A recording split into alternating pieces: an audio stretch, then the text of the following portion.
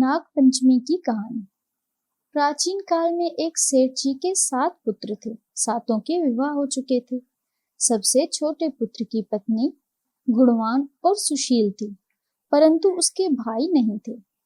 एक दिन बड़ी बहू ने घर लेपने के लिए पीली मिट्टी लेने के लिए सभी बहुओं को साथ चलने को कहा, तो सभी डलिया और खुरपी लेकर मिट्टी खोदने लगी। तभी वहां से एक सर्प निकला, जिसे बड़ी बहू खुरपी से मारने लगी। ये देखकर छोटी बहू ने उसे रोकते हुए कहा, मत मारो इसे, ये बेचारा निरपराध है। ये सुनकर बड़ी बहू ने उसे नहीं मारा। तब सर्प एक ओर जाकर बैठ गया। तब छोटी बहू ने उससे कहा, तुम अभी लौटकर मत जाओ, हम अभी लौटकर आते हैं, तुम यहाँ से जाना मत। ये कहकर वो सबके साथ मिट्टी लेकर घर चली गई और वहां काम काज में फंसकर सर्प से किया हुआ वादा भूल गई। उसे दूसरे दिन वो बात याद आई, तो सबको साथ लेकर वहां पहुंची और सर्प को उस स्थान पर बैठा देखकर बोली, सर्प भैया नमस्कार। सर्प ने कहा, तू भैया कह चुकी है, इसलिए मैं तुझे छोड़ देता हूँ, नहीं तो तुझे झूठी बात कहने के कारण अभी डस लेता। वो बोली, भैया मुझे भूल हो गई, उसकी क्षमा मांगती हूँ। तब सर्प बोला, अच्छा तू आज मेरी बहन हुई और मैं तेरा भाई, तुझे जो मांगना हो मांग लो। वो बोली, भैया मेरा कोई भाई नहीं, अच्छा हुआ जो तू मेरा भाई बन गया।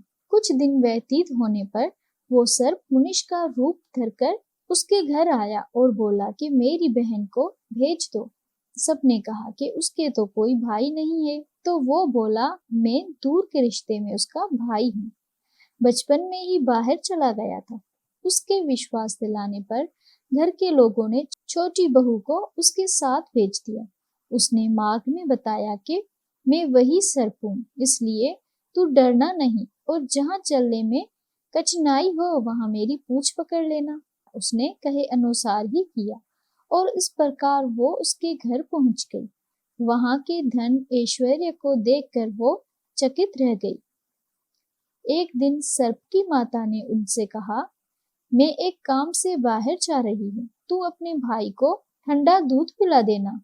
उसे ये बात ध्यान में नहीं रही और उसने भाई को गर्म दूध पिला दिया, जिसमें उसका मुख पूरी तरह जल गया। ये देखकर सर्प की माता बहुत क्रोधित हुई, परंतु सर्प के समझाने पर चुप हो गई। तब सर्प ने कहा कि बहन को अब उसके घर भेज देना चाहिए। तब सर्प और उसके पिता ने उसे बहुत सा सोना, चांदी, जवाहरात, वस्त्र भेजा। वस्त्र, भूषण आदि देकर उसे घर पहुंचा दिया। इतना ढेर सारा धन देखकर बड़ी बहू ने ईर्ष्या से कहा, भाई तो बड़ा धनवान है, तुझे तो उससे और भी धन लेना चाहिए। सर्प ने ये वचन सुना तो सब वस्तुएं सोने की लाकर दे दी।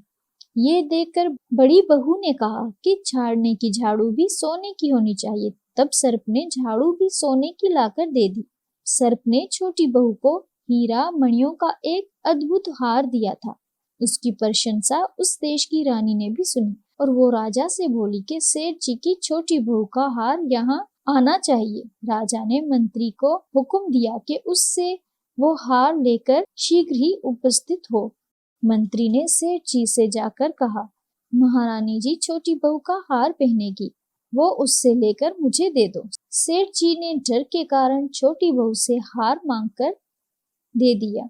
छोटी बहू को ये बात बहुत बुरी लगी। उसने अपने सर्प भाई को याद किया और उसने और आने पर प्रार्थना की, भैया रानी ने हार छीन लिया है, तुम कुछ ऐसा करो कि जब वो हार उसके गले में हो तो सर्प हो जाए और जब वो हार मुझे लौटा दे तब हीरों का और मणियों का हो जाए।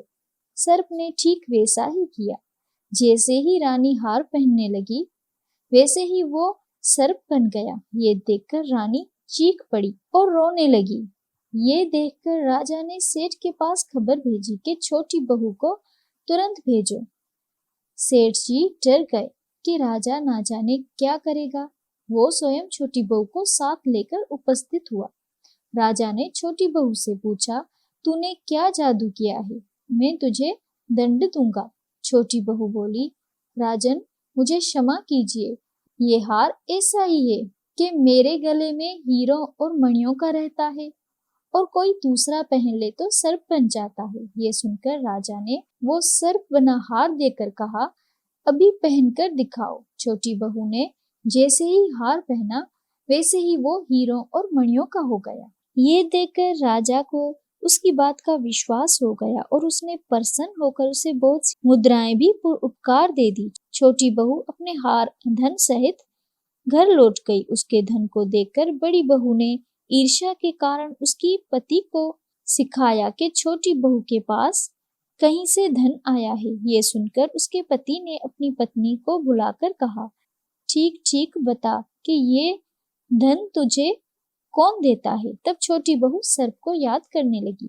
तब उसी समय सर्प ने प्रकट होकर कहा, यदि मेरे धर्म की बहन को आचरण पर संदेह प्रकट करेंगे तो मैं उसे खा लूंगा। ये सुनकर छोटी बहू का पति बहुत प्रसन्न हुआ और उसने सर्प देवता का बड़ा सत्कार किया। उसी दिन से नाग पंचमी का त्योहार मनाया जाता है और स्त्रियां सर्पों को भाई बनाकर उनकी पूजा करती हैं। ओम नमः शिवाय। दोस्तों, अगर आपको ये वीडियो पसंद आई हो तो हमारे चैनल को सब्सक्राइब करें। धन्यवाद।